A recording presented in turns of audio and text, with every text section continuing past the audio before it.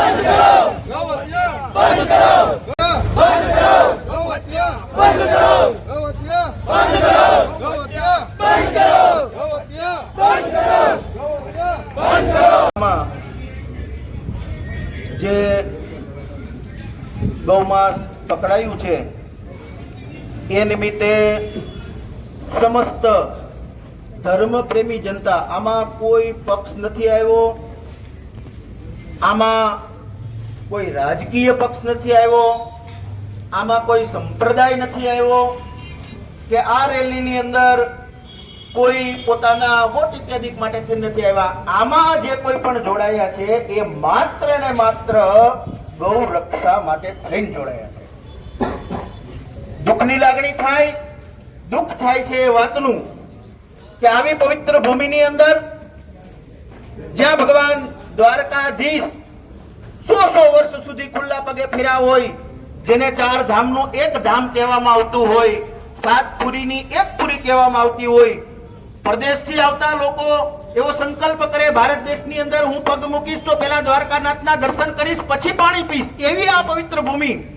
અને આ ભૂમિની અંદર જ્યારે જેને માનો દરજ્જો આપ્યો છે, જેની અંદર 33 કરોડ દેવતા છે, એવી માં ગૌત્રીની જ્યારે હત્યા થતી હોય, હત્યા તો થાય પણ સાથે સાથે એના માંસનું જ્યારે વિતરણ થતું હોય, વેચવામાં આવતું હોય, વેપાર કરવામાં આવતો હોય, ત્યારે જેટલા પણ ધર્મ પ્રેમી જનતા છે, જેટલા પણ સંપ્રદાયો છે, જે ધર્મને માનનારા છે, એ બધાની જ્યારે લાગણી દુભાતી હોય ત્યારે સૌ કોઈ ભેગા મળીને એવો સંકલ્પ કરે કે આપણે બધા ભેગા થઈ અને આ જે અકૃત્ય થઈ રહ્યું છે, અધર્મ થઈ રહ્યો છે, એની સામે આપણે લડવું છે, આપણે એની સામે જવાબ આપવો છે અને આવા કૃત્યને બંધ કરાવવા છે। ત્યારે બધા ભેગા થઈને એવો સંકલ્પ કર્યો કે આપણે પ્રાંત સાહેબને જઈ અને એક આવેદનપત્ર આપવું છે। આવેદનપત્રમાં આપણે જણાવવું છે કે હવે ફ્યુચરમાં, ભવિષ્યમાં ક્યારેય પણ આવું અધર્મ ન થાય। મને હમણાં જાણવા મળ્યું કે આપણા મહેમાન પક્ષ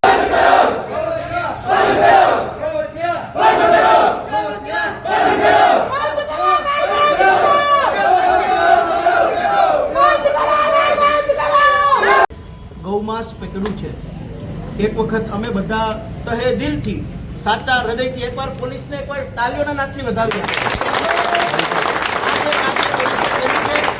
એ સરાહનીય છે સાહેબ। અમારી એટલી જ ભલામણ છે કે ગૌમાંસ જે પકડાણું છે એના ઉપર જે વ્યક્તિઓ આમાં સંડોવાયેલા છે એની સંપૂર્ણપણે તપાસ થાય, એના ઉપર લેવાતા હોય એટલી પ્રકારના બધી જ પ્રકારના પગલાં લેવામાં આવે। ટૂંક સમયમાં અમે જે આ આવેદન પત્ર આપને અર્પણ કરીએ છીએ એનું અમને સંતોષકારક એનો સાહેબ જવાબ મળે અને પુનઃ ફરી ક્યારેય પણ ધાર્મિક ભૂમિમાં અધર્મનું કૃત્ય ન થાય એવી પ્રાંત સાહેબને અમારી તહેદિલથી બધા સાધુ સંતો, જાહેર જનતા, હિન્દુ સંગઠનો તમામ જે કંઈ ભેગા થયા છે બધા વતી અમારી તમને પ્રાર્થના છે। બસ અમારો કોઈ હેતુ નથી।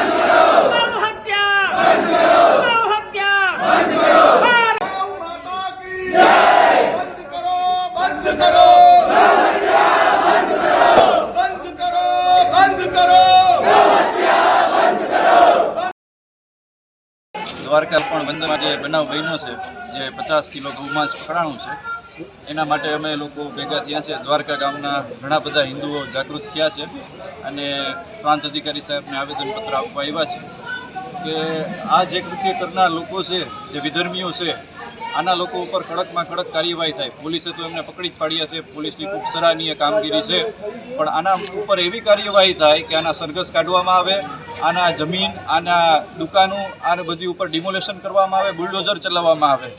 અને આ ગામ છે ને, આ ઓખો છે, ઓખો જગતી નોખો છે, આ પાળિયાનું ગામ છે। આ કોઈ ભૂલી ગયા હોય તો બધાને યાદ કરાવી દઉં કે આ પાળિયાનું ગામ છે।